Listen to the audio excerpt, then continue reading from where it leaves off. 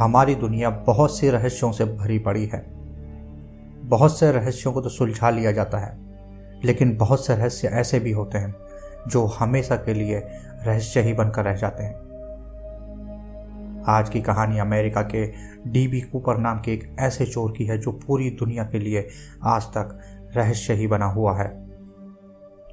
FBI और बहुत सी जांच एजेंसियां इस चोर को पकड़ने के लिए 50 साल से ज़्यादा का समय खर्च कर चुकी हैं, लेकिन उन्हें अभी तक कोई सफलता नहीं मिली।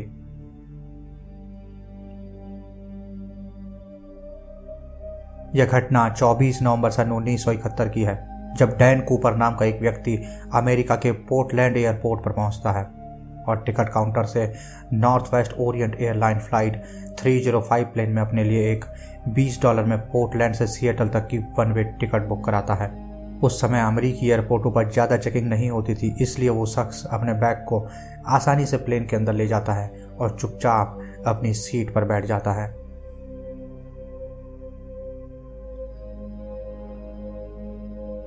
कुछ देर बाद वह प्लेन पोर्टलैंड एयरपोर्ट से टेक ऑफ करता है। उड़ान के कुछ ही मिनटों बाद वह शख्स अपने लिए एक बारबन ड्रिंक और सोडा ऑर्डर करता है। क्योंकि फ्लाइट का सफ़र मात्र 30 मिनट का ही था, इसलिए वह शख्स ज़्यादा समय बर्बाद करने के बजाय सीधा अपने काम में लग जाता है।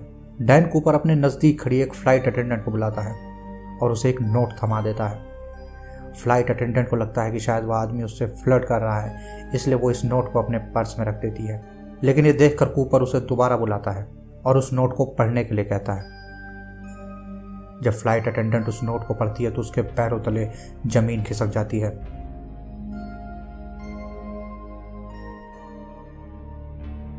उस नोट में लिखा था, मेरे पास बैग में बम है, मुझे $2 लाख अमेरिकी और 4 पैराशूट चाहिए, और अगर उसकी यह बात ना मानी गई तो वह पूरे प्लेन को बम से उड़ा देगा।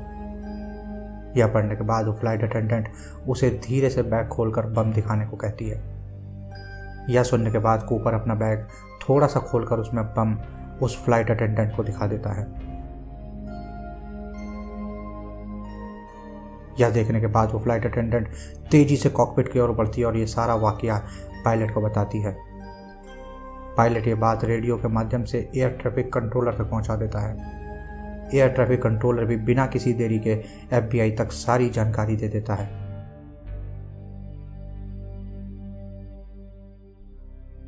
एयर होस्टेस जब वापस प्लेन में आती है तो देखती है कि डैन कूपर काला चश्मा लगाकर बिल्कुल आराम से बैठा अपना ड्रिंक पी रहा था। उसके चेहरे पर खौफ का नामो निशान तक नहीं था। यही वजह थी जिसकी वजह से फ्लाइट में बैठे किसी भी शख्स को इस बात की भनक तक नहीं लगती कि प्लेन हाईजैक हो चुका है। उधर यात्रियों की जान बचाने के लिए FBI द्वारा डैन कूपर की सभी मांगों को मान लिया जाता है और वे चालाकी दिखाते हुए पूरे $2 लाख को $20 के नोटों से भरते हैं, ताकि बैग ज़्यादा भारी हो सके, और सभी नोटों के सीरियल नंबर भी तय किए जाते हैं ताकि बाद में कूपर को पकड़ने में आसानी हो।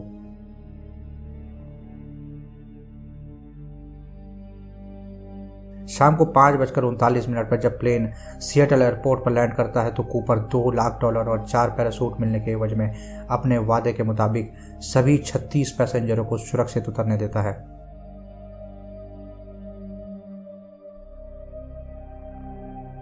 वो प्लेन को मैक्सिको ले जाने के लिए कहता है और उस प्लेन में अब 2 पायलट, 1 इंजीनियर और 1 फ्लाइट अटेंडेंट रह जाती है। FBI चालाकी दिखाते हुए उस प्लेन के पीछे अपने 2 जासूसी विमानों को लगा देती है।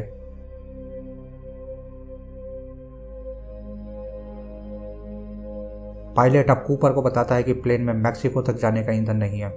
इस पर कूपर पायलट को प्लेन को रेनो नवाडा ले जाने के लिए कहता है।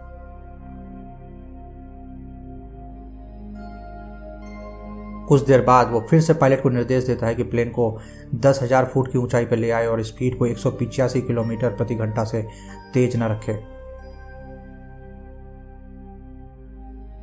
इसके बाद कूपर एयर स्टेयर्स कैसे खुलते हैं इस बारे में फ्लाइट अटेंडेंट से पूछता है और फिर फ्लाइट अटेंडेंट को भी कॉकपिट में जाने और दरवाजे को अंदर से लॉक कर देने के लिए कहता है।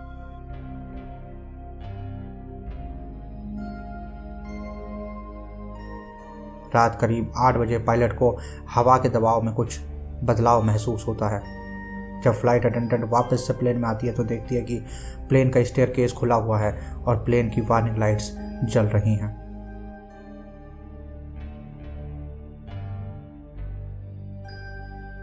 वो एयर होस्टेस पूरे प्लेन को ध्यान से चेक करती है, लेकिन उसे पूरे प्लेन में कूपर कहीं नहीं मिलता। रात के 10:15 बजे खुले एयर स्टेयर्स के साथ बोइंग 727 प्लेन रेनो एयरपोर्ट पर लैंड करती है और प्लेन को पुलिस और FBI एजेंट्स द्वारा चारों तरफ से घेर लिया जाता है।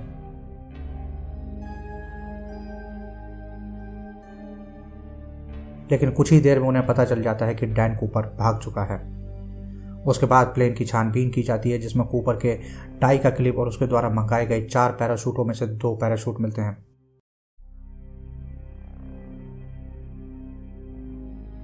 कूपर बाकी के सभी सबूतों को अपने साथ ले जाता है, जिसमें उसके द्वारा फ्लाइट अटेंडेंट को दिया हुआ लेटर भी शामिल होता है।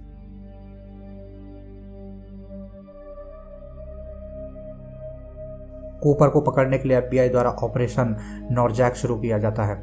आई विटनेसेस की मदद से कूपर का एक स्केच भी तैयार किया जाता है।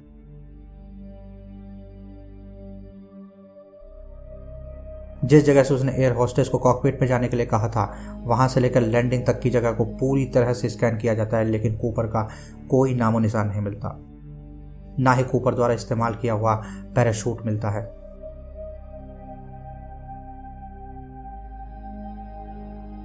कुछ ही दिनों में डैन कूपर पूरी मीडिया में छा जाता है, लेकिन एक न्यूज़पेपर ने गलती से डैन कूपर का नाम DB कूपर लिख दिया था और लोगों को ये नाम ज़्यादा पसंद आने लगा।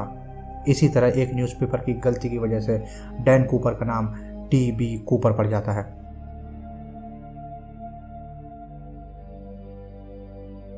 उसके भागने के तरीके से FBI को लगता है कि शायद उसने किसी पैराग्लाइडिंग स्कूल से ट्रेनिंग ली होगी, इसलिए सभी ट्रेनिंग स्कूल में पूछताछ की जाती है और बहुत से पैराट्रूपर्स के रिकॉर्ड भी चेक किए जाते हैं, लेकिन उनके हाथ फिर भी कुछ नहीं लगता।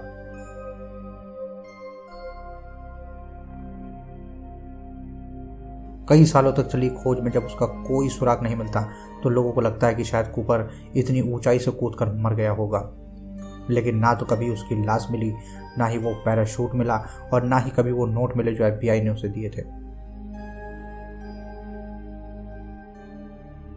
अब FBI ने भी अपनी जांच धीमी कर दी थी, लेकिन घटना के 8 साल बाद 10 फरवरी 1980 को कोलंबिया नदी के किनारे लकड़ी इकट्ठा करते समय एक 8 साल के बच्चे को $20 के 3 बंडल मिलते हैं।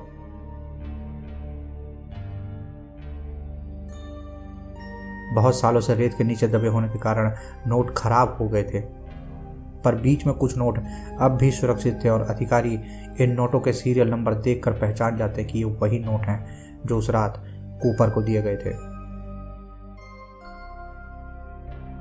इस घटना के बाद कूपर के केस ने फिर से तेजी पकड़ी।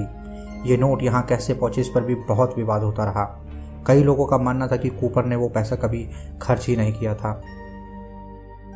और उसे यहाँ छुपा कर रख दिया था, लेकिन कई लोगों का मानना था कि शायद कूपर जब जहाज से कूदा तो उस दौरान कुछ बंडल वहां पर गिर गए होंगे। उस दौरान ऐसी बहुत सी कहानियां बनाई गई, लेकिन इस घटना के बाद से कूपर का कुछ पता नहीं चला। बहुत सालों तक जांच चलती रही और इस केस में कोई प्रगति ना हो सकी।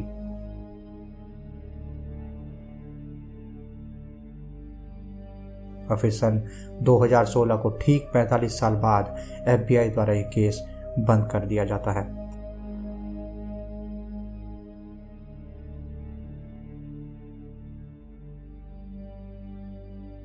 तो दोस्तों, ये थी कहानी दुनिया के सबसे शातिर चोर DB कूपर की।